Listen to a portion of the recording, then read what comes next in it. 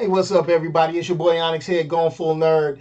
And this is an episode of Review This. I was going to wait and do this on the live stream, the talk show, but there's so much stuff going on. I believe that this deserved its own separate review. Now, I'm a little torn because so we finally see the Defenders.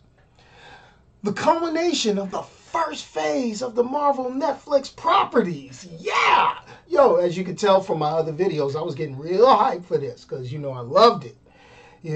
This particular Netflix series, it has, the feel of a climax, but it's not as powerful as its big brother, the Marvel Cinematic Universe. The Captain America, the Avengers films, the Thor films, all that good stuff. But I will say one thing. I'm a little disappointed with a couple of things about the Defenders. The villain. Let's talk the villain.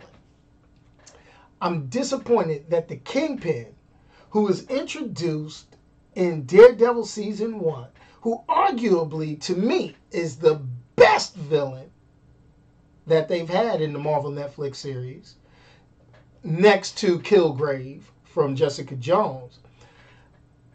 I'm mad that he wasn't the big baddie. But, you knew it was going to be the Hand with all of the, little hints and tips that they started putting there. And that's not a spoiler, folks. You should have been watching all of this. So, during the first 4 episodes of The Defenders, because there's only 8. Most Netflix Marvel series was having around 12, 13. Defenders, surprisingly enough, only had 8. Okay? The heroes, they really seem rushed. Getting them to kind of cross paths seemed like they were trying to fit a square peg in a round hole at one part. But then, things started to get a little smoother. And one of the defining moment was when, and you can tell this, I'm not spoiling it, I'm not going to say it, you should have seen it, binge watched it like I did, but when one of the greatest friendships in comic books began to blossom. I'm just letting you know now. You can see where there were certain little things where they bumped heads at first, and you know who I'm talking about, Power Man and Iron Fist, okay? Now, one of the things that I will say about the Defenders, the fight scenes. The fight scenes still leave something to be desired. The choreography was just a little bit off. It just seemed off. I mean, Daredevil Season 1, it was on point. Luke Cage has some good fight choreography, the brawls. Jessica Jones has some decent fight choreography, the brawls. Iron Fist, yeah, it looked kind of funny. But they seemed like they took a little bit of that Iron Fist,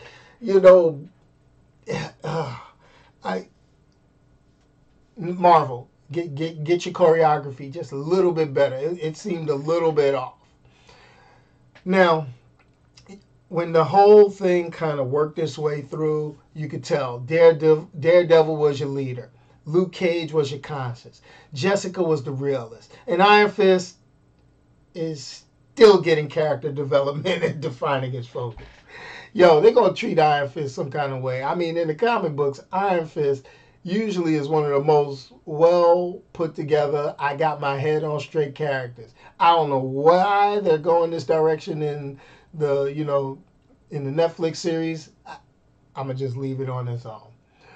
But, after the first 4 episodes, we had a twist, followed by another twist, which set us up for the next phase of the Marvel Netflix Cinematic Universe, or whatever you want to call it, Netflix Marvel, which may or may not be affected by the recent announcement by Disney to have its own streaming service. And if you check out my talk show video that you can click the link on after the end of this video, you can see what I'm talking about with that. So, what do I give the Defenders? What do I give the War for the Heart of New York? Well, it was a 3.75 overall. It wasn't spectacular, And this is out of 5, people. This is out of 5. It wasn't spectacular, but it was good. I enjoyed every minute of it. I wasn't overly thrilled like I was with Daredevil or Luke Cage. It didn't have the intrigue or the, emotional content of Jessica Jones, and it didn't have. Well, let's not bring that. Let's not bring up Iron Fist on this again, okay? Anyway, missing elements in the storyline from other MCU properties for something to happen in the same universe. Things like the Sokovia Accords, the Superpower Registration Act. It could be considered implied, with their interaction with the NYPD in the film, in the show, or whatever you want to call it. But it really went unmentioned. And to have powerhouses like Luke Cage and Jessica Jones running around unchecked and nobody's really paying it any mind, because they're not hiding their powers. I'm just saying, So it is what it is. 3.75 out of 5. I invite you to go ahead, tune in to the talk show live Sunday, 6 p.m. Eastern Time, if you want to discuss it further, and if you want to hear my review of the movies that are in the theater now. I go see some, I go see others, but hey, see you then. Peace. Remember, like, subscribe, and share. Need your help, people. Plus, we got some real cool things that's for sale, like this Going Full Nerd t-shirt. You can find the link on my website, GoingFullNerd.com. And remember, please subscribe. YouTube.com/GoingFullNerd. Peace, and I'm out of here.